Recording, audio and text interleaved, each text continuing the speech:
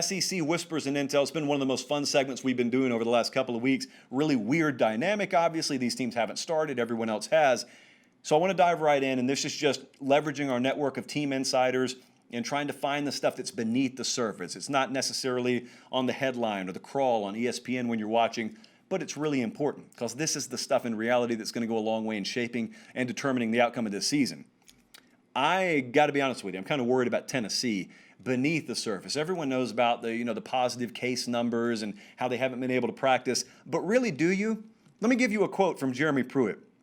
Jeremy Pruitt, after they had, I think, a scrimmage Saturday, he was, I'm going to paraphrase him, I don't know the exact quote, he said, I was kind of pumped because we only had 34 players out tonight. Not 3.4, ladies and gentlemen, 34 missed practice Saturday, and that was a good occurrence for Tennessee. And he talked about having to go 2 weeks into the season in camp mode. Now, I want to reiterate that for those in the back of the room who may not have heard it the first time. Jeremy Pruitt, head coach of Tennessee, is openly telling the media, this is not even some internal thought, he's just openly telling the media, we've had to adjust our structure and our scheduling so much that we're just going to have to be in camp mode for like the first 2 weeks of the season. They're still 2 weeks away from starting their season, by the way. That shows you how far behind developmentally in a lot of ways they feel they are. And let me ask you this question rhetorically as we move on from Tennessee. The reason it's so concerning, aside from the obvious, is one of the same things Orgeron's dealing with at LSU. We're going to talk about the Tigers in just a second.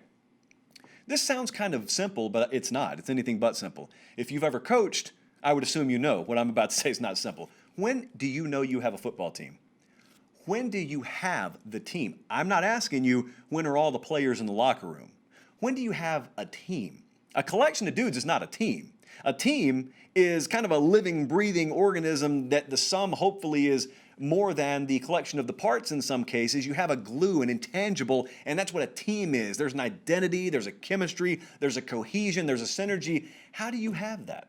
How could you possibly expect Tennessee to have that right now? For that matter, how could you possibly expect LSU to have it? When will they have it? That's the question. Because Pruitt says all the right things about being excited about the personnel, and I'm sure he is. I don't think he's bluffing there. He doesn't seem like the kind of guy who would bluff. He's been trashing his defensive line publicly, so if he hands out accolades, I'm sure he means them. But I don't know, does Tennessee have their football team yet? I mean, that's the kind of question we're sitting here asking in mid-September. At South Carolina, Missouri, at Georgia. That's the first three for Tennessee. At Auburn, we have called them and still refer to them as the biggest mystery team in the SEC, maybe the country. Out of all the Power 5 teams in the country this year, they are the most high-profile team that we know the least about.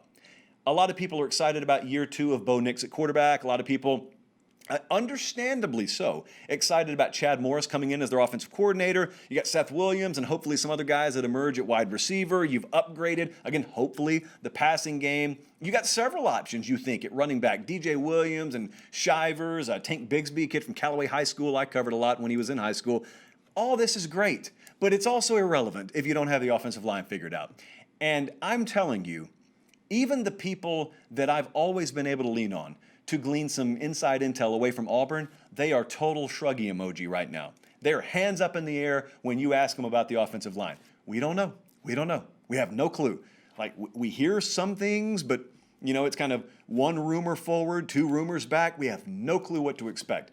Now, I can tell you, being close to Auburn, the 2020 offensive line has been a fear of theirs for 2 years. They were, I'm not kidding you, 2018 season, knowing what they didn't have taken care of in that year's recruiting class and knowing how senior-laden they were going to be in 2019, people were already looking at 2020 and saying, we need to get it done in 2019 because that 2020 year is going to be, it's going to be a kind of a rebuilding year unless we have just these massive amounts of transfers come in.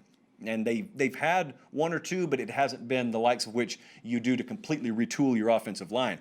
So again, quarterback, offensive coordinator, running back depth, a couple of emerging names at receiver, upgraded passing concepts, all that's great if you got time to operate. If you don't, you got the same frustration and you got the same concerns that you have found yourself having in several years under Gus Malzahn. So that is one of a number of reasons, to be honest with you. We call them our mystery team of 2020.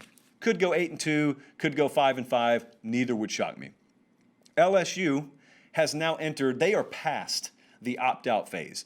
LSU is now so deep into the drama down there, they have now entered opt-in phase. Okay? I'm old enough to remember when the biggest concern at LSU was players opting out. Now, we have players opting in. The same guys that you dog cussed up and down, off the record, anonymously, I saw you guys, when they were opting out, well now, it's, you know what, maybe I was wrong about him.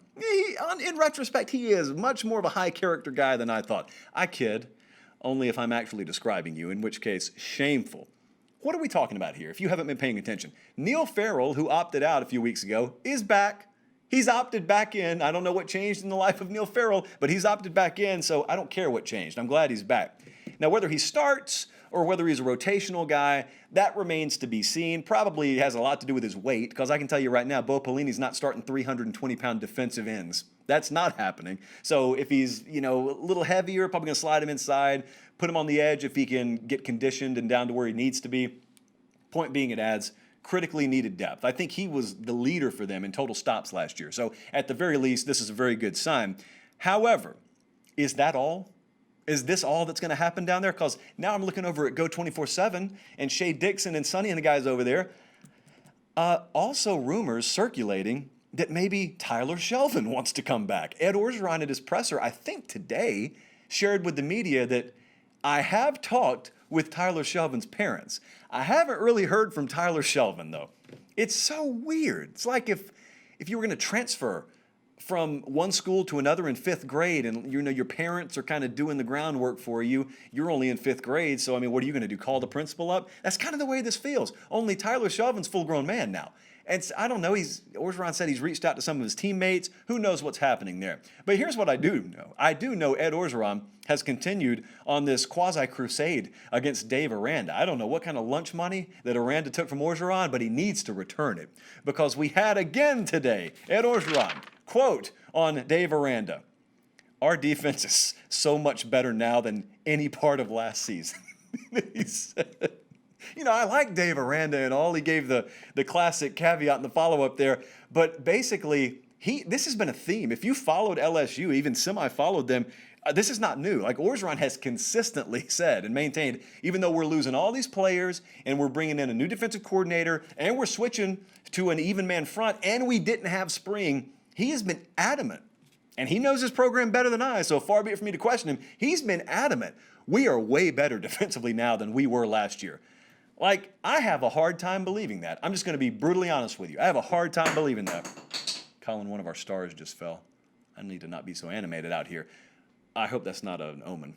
Anyway, I have a hard time believing that. But then again, having watched Alabama shut out Joe Burrow and company 2 seasons ago, I had a hard time believing they were going to nearly hang half 100 on Alabama the following year. And they didn't have much problem doing that, did they? So, I've learned not to question Ed Orgeron. But fascinating times in Baton Rouge. And they feel, and maybe this is not breaking news, they feel a whole lot more confident in themselves than anyone outside of LSU. And that's a common theme from this time last year, too. Again, maybe I didn't learn this lesson last year because I would really have to see LSU contend in the West this year. I've told you, as much as I believed in them last year, that is a tough road to hoe this particular year, as much as I may believe in them in the future. I'm the same way with Oklahoma this year, the team that they eviscerated in the semifinal game. Love their future, just specific dynamics have come into play where this year may be questionable a little bit. But if LSU goes 7-3 this year, to me, that is a heck of a season. That's a heck of a job. So we'll see.